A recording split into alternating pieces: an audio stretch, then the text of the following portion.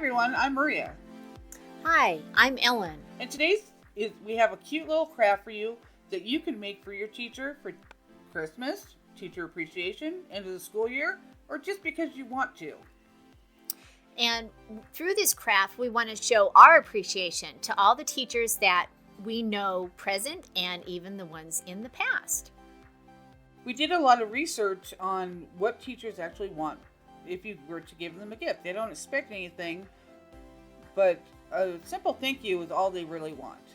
I was fortunate enough to get this plaque at the Dollar Tree. I think I saw in another video that you can get a plaque that has something on it. You can primer it, paint whatever you like, and you can use the chalkboard paint on that just like we did with this apple.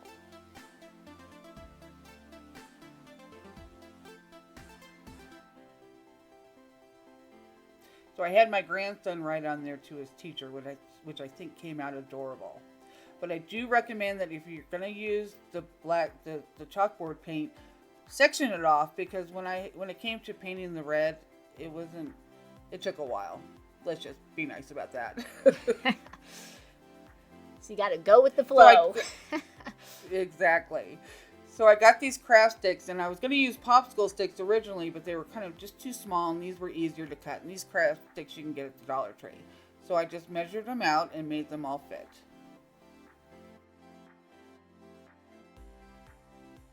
I really wanted it to look like a chalkboard because it was the whole theme of the teacher. Yeah, but that same design you could put on any size board you find. Draw apples on it, or get the decals, or the options are really endless. Oh, exactly. Or like the ABCs and the 1, 2, 3s that we showed just a little while ago. Yes.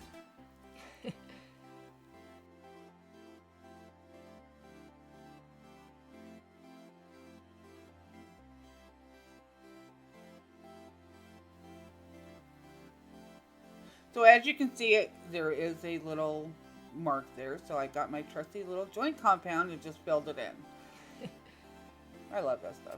That stuff's been around, huh? Yes, it has. And it still has a lot more projects to do too. Yeah. Wow, so versatile. And all you gotta do is use your finger. That's awesome. Yeah. And then just sand it down a little bit so it's not so bumpy. And as you're watching this video, you'll see that I switch it up a lot. Not too much, just a little bit, because when I'm doing crafts, a lot of times I just wing it going through. I have a general idea of what I want to do, but it's not until I actually am doing it till you'll see. You'll see. Well, and part of it too is you think about how it's going to look, and then you see it and you think, well, you know what, that's not quite what I pictured, but I think I can add this to it, and then it'll enhance it. And the great thing about just like you're doing. And the great thing about paint is you can always just paint over it. That's true. Right. Yeah. So now here comes the red, and like I said, I highly recommend that you just mark off where you want your chalkboard to be, or the paint, the black paint. And you could do, like we were talking about, do a primer. You could put something down to help with the coverage, and so that it's kind of a base, I guess. Yeah, that would probably have worked really well for me. But I just found out about it now, so thanks, Al. Okay. Well, you know what? I was so fortunate after you had done this. It was funny that I had seen a demonstration of that, and I thought, okay, that makes a lot of sense. And it stretches your paint too. Kind of like when you're painting a room even, you can apply that concept to everything. So what I'm doing here is I'm putting the burnt auburn on. I like that you added it to the stem. Well, it's an apple. Yeah. And most of them have a brown stem. So. And as I said before, if anyone knows me, I wanted to make a little piece of chalk to go onto the chalkboard. So I just used a little piece of the glue gun and let it dry, and then sanded it down and painted it white, and then put it on the chalkboard. That's cool. What a great idea. So I thought the frame of the chalkboard and the stem of the apple I wanted something to pop more.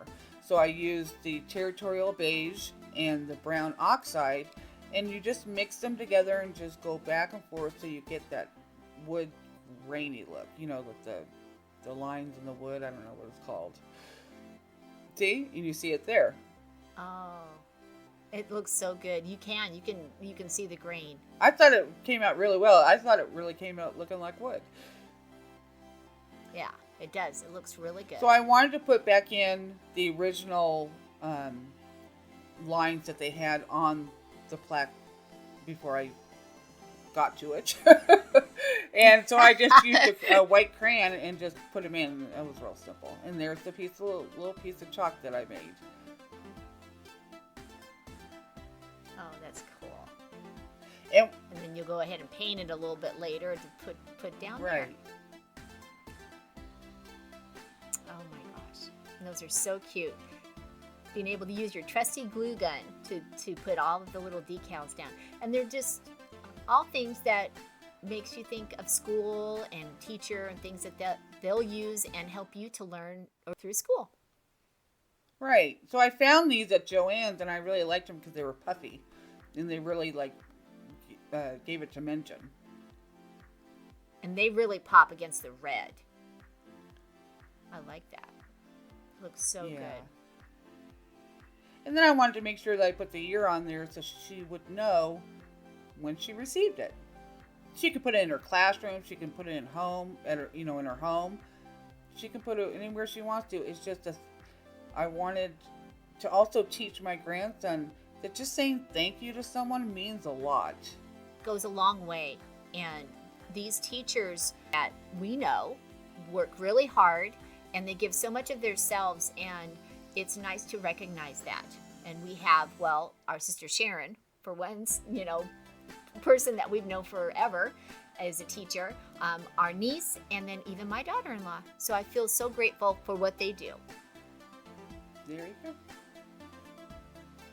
And here's a preview of our next craft that we'll be getting out to you shortly. So please make sure you subscribe, give a thumbs up, and press that notification bell so you won't miss the next time we upload a video. Thanks for watching. Thank you. Till next time. Bye. Bye.